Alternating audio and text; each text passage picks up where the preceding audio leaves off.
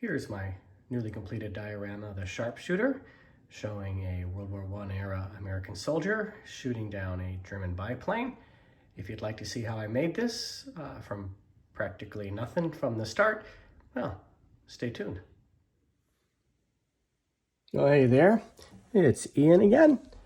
So maybe you saw my video of my first project, which was a 1:72 recreation of the Maid of Harlech. But this is my next project, which is, I'm just about done. So I'm kidding, obviously. Haven't even really got started. So what I'm going to do is a 1:72 scale World War I diorama. You probably noticed too, I've had a rather significant increase in the technology of my videos. I took my phone and I have rubber banded it to a floor lamp so it points down and I can show you stuff in real time, like me waving my hand. Okay, so let's get going. So what I have is a 1:72 Albatross German airplane that I did some time back, and that's going to be crashed over here. I'm going to have, hopefully, a smoke and fire coming out of the crashed airplane. I'm going to have rocks. I'm going to have trees. And I'm going to have an American sharpshooter who has shot down the airplane, along with some other World War I soldiers in the area. Oh, shoot, I need to be careful. I don't knock the arms off any of them because I've had to repose the arms. See, there's some of those guys there. And what else have I got? Oh, well, there's going to be a stream going down the middle. I've already cut out the stream out of my cheap styrofoam that I like to use. And I've put a little bit of vinyl spackling on the bottom and painted it brown. And so looks like I've got a pretty good start, or maybe not. So I don't know if you can envision the final result, because I sure as heck can't either. But on the other hand, the projects always look a little like this at the beginning, and hopefully by the end, it will look a little more realistic. So for now, I'm signing off, and I'll come back when I've got a little more done. So I'm going to do this part handheld, just to give you an idea as to how I do the vinyl spackling. So you can see, you just smear it on like this. And then the above I've already smoothed out, but you dip your finger in some water and then you smooth it out like this. You can get it quite smooth that way. It's pretty easy. This isn't going to take me even probably more than 20 minutes, half an hour to do the whole left side of the diorama. You do want to make sure it's reasonably smooth in this scale 1:72, because you don't really want to have a big divot, that comes up to a soldier's, knees or something, unless you intend to. So that's basically how that works. I'm going to cover up the entire board with the spackling, and then I'm going to probably paint almost all of it slightly lighter brown than the stream, and then I'll get back to you. Well, I taped about a 4-minute segment showing me put Mod Podge, brush Mod Podge onto the stream bed, and then sift a little sand on top to start to create a stream bed, but it was pretty boring, and I was putting myself to sleep. So instead, I'm just going to show you the end result, because it's not very informative, illustrative to have to watch that whole process. So what I do now is I let the sand sit on the glue. I'll grab my other hand here. I did take a little thing like this and tamp it down on top of the glue, so maybe stands a better chance of sticking. Believe me, not all of it is going to stick, and there's lots of extra, as you see. So what I do then is, when I think it's dried, I carry the diorama over to a big cardboard box I have, and I kind of shake the extra sand off, and then I fill in the gaps with more Mod Podge and more sand. Now this sand is awfully light colored. I may have to paint it. Probably the easiest way to paint this sand, because if you use a brush, you're going to just pull it right back off, is to maybe use a rattle can, which I'll do outside, depending on how it dries and what I think of it. And then on top of this, I layer more coarser sand, which I sprinkle on more individually after putting some Mod Podge or glue down. And then on top of that, I do some rocks. And then eventually it looks a little bit like a stream bed. So we'll let this dry, and then actually the next step, maybe after that dries and I paint it, is to put the earth down on the rest of the diorama using a similar technique, just using a big brush to put Mod Podge on and then sprinkling the earth on and then letting it dry and then shaking the remainder off that doesn't stick. Not very fancy stuff. You can figure this out if you want to do it. Just a quick aside to show how I'm doing the grass. So I have two different types of turf. One is a little more brown, one is a little more green. I'm doing the green mainly on the more fieldy open areas, and the brown a little bit closer to the stream, just for a little bit of variability. Never a bad thing. It's not going to be super noticeable. It's going to be more subtle, I think, because it'll be covered with static grass and just regular grass. But I think it, again, looks more realistic to have a little variability. So you can see I'm putting the Mod Podge down. I guess I always want to call it Mod Pod, like, you know, the Mod Squad. That probably dates me a little bit. Most of you probably don't even know what the Mod Squad is or was. But if you know the actress Rashida Jones, you know, she was on The Office and Parks and Rec and in the movie I Love You Man and so on. Well, her mom was Peggy Lipton, who was on the Mod Squad. And her dad was Quincy Jones. So I imagine she has a lot of interesting stories from her childhood. Anyway, feel like I'm getting off the track again. So I'm going to continue to Mod Podge this up and then put the earth on it, let it dry, and shake the earth off. And then I'll show you what that looks like, because it's going to look an awful lot like, almost like France, compared to what it looks like now, which is like a 4th grade project for school that your parents weren't around to help you with. Okay, back in a bit. Thought I'd show you one intermediate step here of doing the rest of the rocks and sand in the stream. So I put my coarse sand down on the corners here and there, and a little bit over there. And now I am going to glue everything down. I put down some fresh Mod Podge in the corners and glued all those down all at once. But for the scattered rocks, you really have to use spray glue.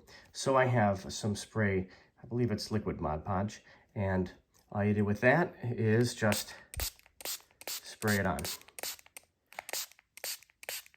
I'm going to complete this, and then I'll get back to you again. Well, as you can see, I've added some green grass. Now, in real life, it looks a little more realistic because it's not quite as bright of a green. It's a little more muted, but I do think there are areas that look better than others. For example, I think this is the good area.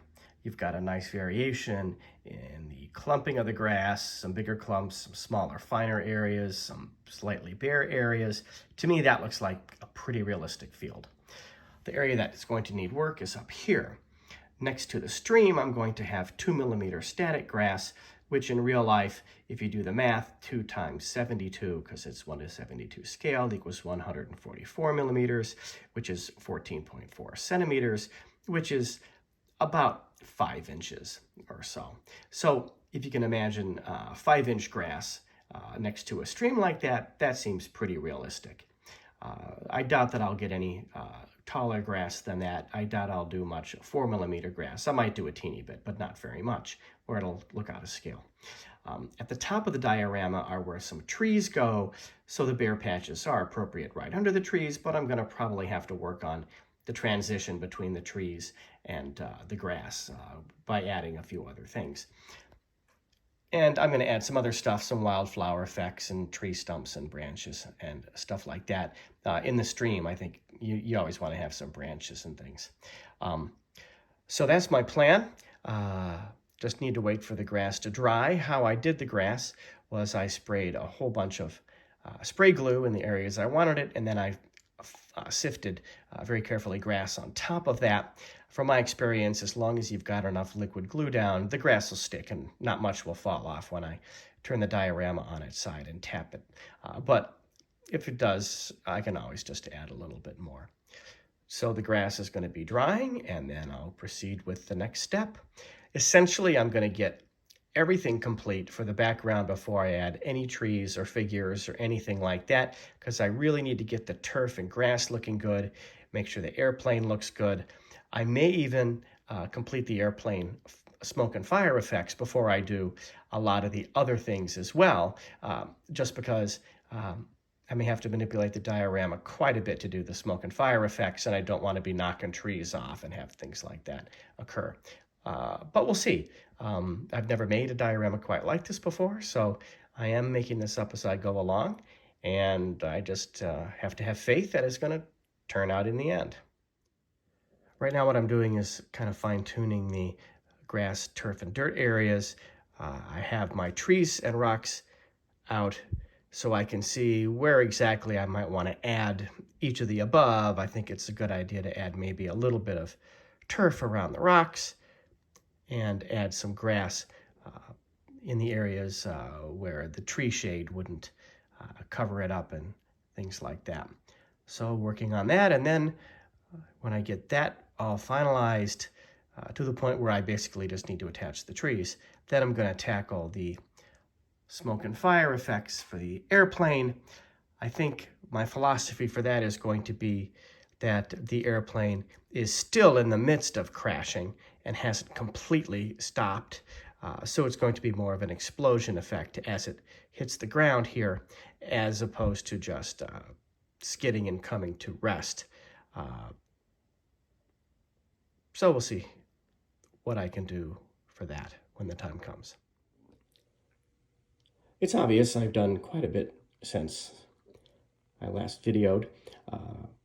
I fine-tuned all the brown patches, so the trees and the rocks look natural in that regard, because you don't have grass growing right underneath big rock formations. Most importantly, I have weathered the airplane and pretty much almost destroyed that. I think one good way to feel for how it looks is to hold the camera up high and kind of look and see what you think as far as realism goes. To me, it looks like it'll end up being a pretty realistic looking turf variation, grass variation, because it does not look uniform by any means. And the brown patches will make more sense when I put the trees and rocks down for good and do the stream. Now, going in a bit, we'll look at the airplane. I did a little research on World War I biplane crashes to see how they crash. Sometimes they would just kind of auger in almost perpendicular to the ground. Sometimes they would try to land and they would skid for a while and bury the nose. And my version is kind of partway between. A very short skid, but a pretty hard impact overall. So I'm going to show an actual explosion and not just fire. The way the top wing has broken on the left side is pretty realistic. There was a natural glue line there anyway, so that was easy to do.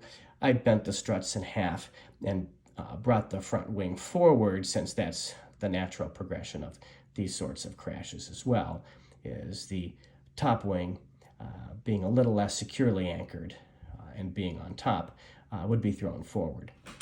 I'm not going to put an airplane pilot in because I don't think he's going to be visible with the explosion, so I'm not going to mess with that.